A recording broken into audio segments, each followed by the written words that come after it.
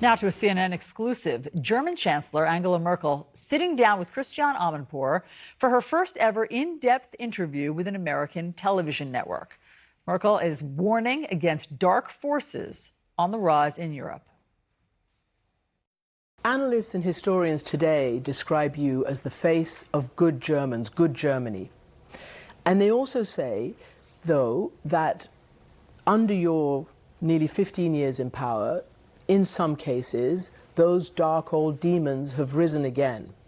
Nationalism, populism, anti-Semitism. I mean, very dark forces that we see are winning in elections to an extent. They talk about your austerity programs. They talk about your compassionate, courageous migration program, allowing a million or more people in. What do you answer to the people who say that, you know, it was a great Germany under your chancellorship, but these dark demons have risen again? Germany can and will not uncouple itself from developments we see all over the world. We see this in Germany as well. But in Germany, obviously, they always have to be seen in a certain context, in the context of our past, which means we have to be that much more vigilant than others. And I also say, yes, there is work to be done here. We have always a certain number of anti-Semites amongst us. Unfortunately, there is to this day not a single synagogue, not a single daycare center for Jewish children, not a single school for Jewish children that does not need to be guarded by German policemen. Unfortunately, over the years, we have not been able to deal with this satisfactorily. That we can do without this. But we have to face up indeed to the spectres of the past. We have to tell our young people what history has brought over us and others, and these horrors, why we are for democracy, why we try to bring about solutions, why we always have to put ourselves in the other person's shoes, why we stand up against intolerance, why we show no tolerance towards violations of human rights, why Article 1 of our basic law, human dignity is inviolable, is so fundamental to us. It has to be taught to every new generation anew, and you're quite right, the task has become harder, but it needs to be done. And Christian Amanpour joins us now. Christian, so fascinating to hear from Chancellor Merkel to talk about these dark demons. I had no idea that to this day, no synagogue in Germany can go unguarded. I mean, it was really interesting to hear her all that.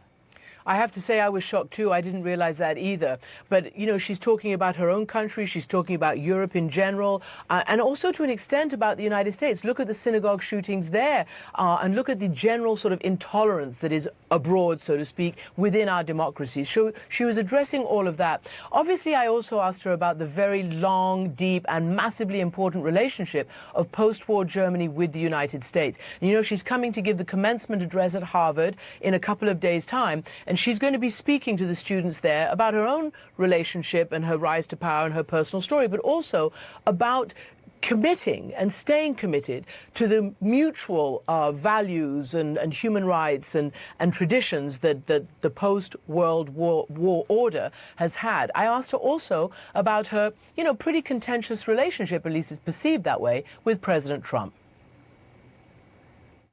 You've been a bit of a punching bag for President Trump. He's said some quite strong things, including, you know, your relationship with Russia and all the rest of it. I just wanted to show you this picture because that went viral around the world. I wonder what you can tell me about your personal relationship and your political relationship, because his own White House says he's only strong with the people he considers friends. Do you consider him a friend? I think we have close cooperation, which simply results from problems we have had to resolve together. And this picture also shows that we are indeed grappling with an issue. In every communiqué which we had to declare, I was also the host for the G20 negotiations in Hamburg. We had contentious debates, but in the end, we also found common ground. It's certainly always a challenge to a debate, but I very happily take on this challenge. The President has his opinions, I have mine, and very often we also find common ground. If not, we have to keep on talking and negotiating. So she hasn't stayed Chancellor of the most important in Europe for nearly 15 years without being diplomatic, and without also, within that diplomacy, clearly stating her objectives. And if you remember, she was in fact the only world leader who welcomed President Trump's election conditionally. In other words, conditioned on a continued commitment to mutual values. So I thought that was really interesting, and she talked also about her relationship with President Obama and President George W. Bush. Christian, is there a sense of what Merkel wants out of President Trump for the remainder of her term? Yes, there is a sense, although she didn't actually label it, but the sense is to stay within the multilateral organizations, the multilateral infrastructure that has created this strong Western alliance, in the U.S. sort of form since the end of World War II. And remember, next week we will all be at Normandy for the 75th anniversary of D-Day. It's considered that it'll be the last anniversary where any living veterans will be able to attend. President Trump is coming, Angela Merkel will be there, and all the other major Western and leaders who contributed to the end of the war. And so this is really, really important. And so she's quite worried about trade wars. She's quite worried about the U.S. pulling out of the climate deal, pulling out of the Iran nuclear deal. But also they need to figure out how to give more, the Germans, to help with their responsibility to Europe, for instance, NATO and the rest. So, yeah, but as she says, it's a give and take, push and pull.